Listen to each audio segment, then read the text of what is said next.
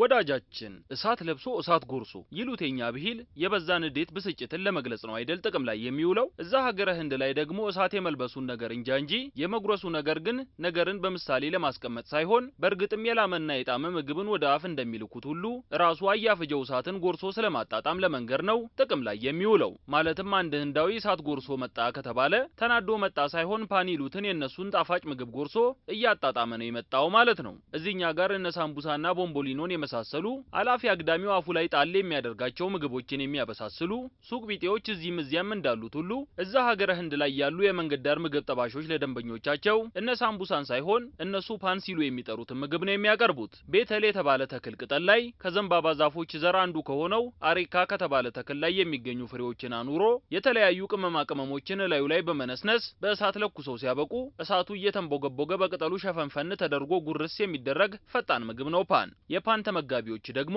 ፓንን የመመገባቸው ምክንያት ረሃብን ለማስታገስ ብቻም ሳይሆን ሙቅ ለጉንፋን እግረ መንገዱን ለሆድ እንዲለኛ ሰው ፓን የፈዘዘ የደበዘዘውን ነቃ ቦጌ ማድረግ ባህሪ ስላለውም ነው የሚያጣጥሙት ከዚህም በተጨማሪ እነ ጉንፋን ጉሮሮ መከርከርን የመሳሰሉ ህመሞች ፓንን ሲያዩ ድራሻቸው እንደማይገኝና ፓን የመድኃኒትነት ባህሪ እንዳለውም በላተኞቹ ይመሰክራሉ እሳት አልባ የነበረው የቀድሞ አዘገጃጀቱን ትቶ አካላቱን በእሳት እያነደደ የተመጋቢው አፍ ውስጥ ውሽቅ የሚለው ፓን የሚጎረሰው በበላተኛው እጅ ሳይሆን በሻጩ እጅ ነው ፓን መብላት የፈለገ ደንበኛ ሄዶ ሻጩ ፊት ይቆማል ሻጩ ፓኑን አሰነዳርቶ ሲያበቃ በእሳት አያይዞ አፉን ከፍቶ ለሚጠብቀው ደንበኛ ያጎርሰዋል ማለት ነው ፓን የጎረሰው ግለሰብም አፉን ወዲያው ግጥም አድርጎ እያጣጣመ ሂሳቡን አወራርዶ መሄድ ነው በርግጥ ማጉረስ ከማለት ይልቅ ሻጩ የደንበኛው አፍ ውስጥ ውትፍ ያደርግለታል ቢባል ይቀላል ላለፉት 20 ዓመታት በህንድ መዲና ኒው ዴልሂ በሚገኝ አንድ ጎዳና ጠርዝ ላይ ፓን እያሰናዳ ለተመጋቢዎች ሲያቀርብ የኖረው የነ ፕራድ ሂውማን ሹክላ ቤተሰብ የተለመደው የፓን አዘገጃጀት ላይ እሳት በመጨመር እሳት ለበሱን ፓን እሳትን አንፈራውም እንጎርሰዋለን ለሚሉ ደፋር ደንበኞች ያቀርብ ከገባ